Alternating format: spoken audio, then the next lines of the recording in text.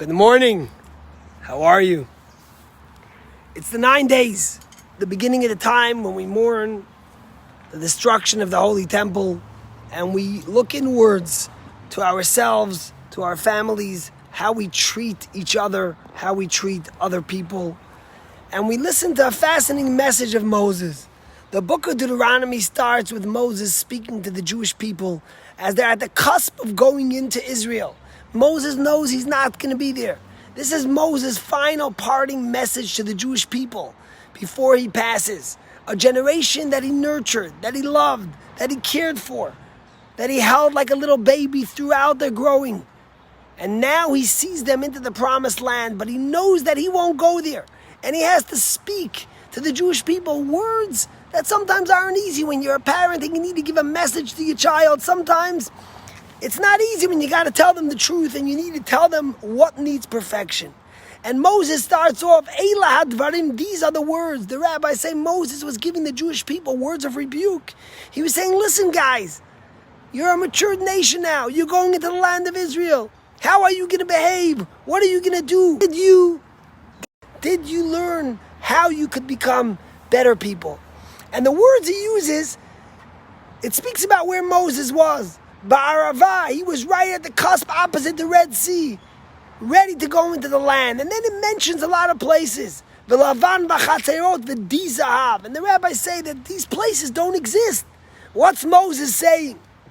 And the rabbis tell us something very beautiful. Moses wanted to rebuke the people. He wanted to tell them, to remind them of all the sins they might have had that they could learn from to become better people. But he didn't want to insult or embarrass them. So what he did was, he mentioned the places that things happened that were wrong, and he called it by names that associated to the things the Jewish people did, without insulting them. For example, he says, V'di Zahav, which lots of gold. There's no place called lots of gold, but he was reminding the Jewish people of the sin of the golden calf, and what happened when they had too much gold, and they were too haughty, and what they did. And with this, Moses was trying to teach the Jewish people, listen, there's no greater mistake than the one we don't learn from.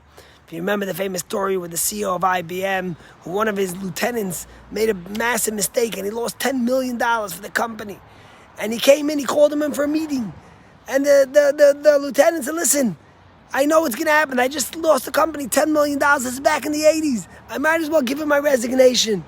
And he came in, and before he could be spoken to, he passed in his resignation. And the CEO looks at him, he says, listen, I just spent $10 million training you. You think I'm going to fire you?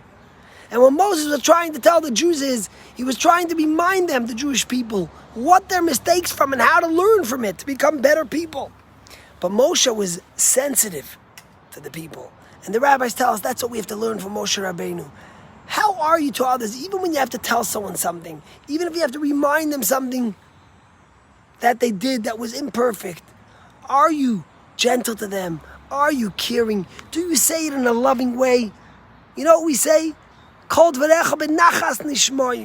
you say has to be in a way that's relaxed, that's gentle, that should be accepted. Because if you don't say it that way, then people don't listen. They hear the tone, they hear the embarrassment, they hear the insulting, and you'll never get what you want to accomplish. Moshe was the ultimate leader, and he was able to, in a sensitive and nuanced way, at the time of his death, only months, less than 2 months before he passes away, to nurture the Jewish people and to give them the love they needed, yet to guide them into becoming better people. They say a fascinating story about the Alter Rebbe, the first Chabad Rebbe. If you know, the Alter Rebbe spent a lot of money, spent a lot of time raising funds to send to the Jewish settlement in Hebron that Chabad started. And in fact, if you go to Hebron till today, you know that Chabad owns a lot of property in Hebron. We were from the first settlements there. And the Alter Rebbe, 300 years ago, went to prison because he was accused of collaborating with the Ottoman Empire, which was in a fight with the Russians, because he sent money to the Yishuv, to the settlement in Hebron. And one time he went fundraising and he came to the city and they desperately needed money for a yeshiva.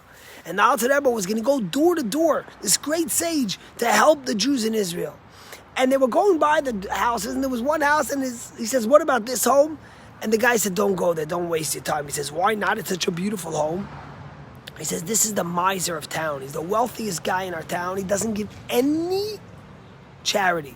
Any guy who comes to him, any guy who asks him for money, gives him the same old rusty kopek that's worth pennies.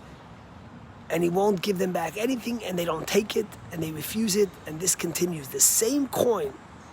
So the Alter Rebbe says, I want to go. They say, are you kidding? He says, I need to go in. The Alter Rebbe knocks on the door. And they let him in, the Ma'aser lets him in, he welcomes him, he sits him down. He says, listen, I'm collecting money for the yeshiva in Hebron, they need desperately money. And Alter Rebbe makes a tremendous pitch, here's this great leader.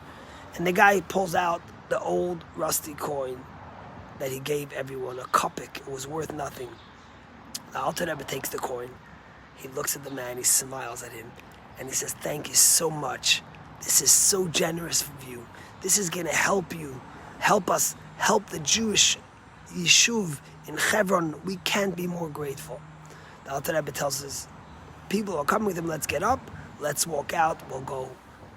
As he's by the door, the Ma'aser comes running and calls, he says, you know what, I changed my mind.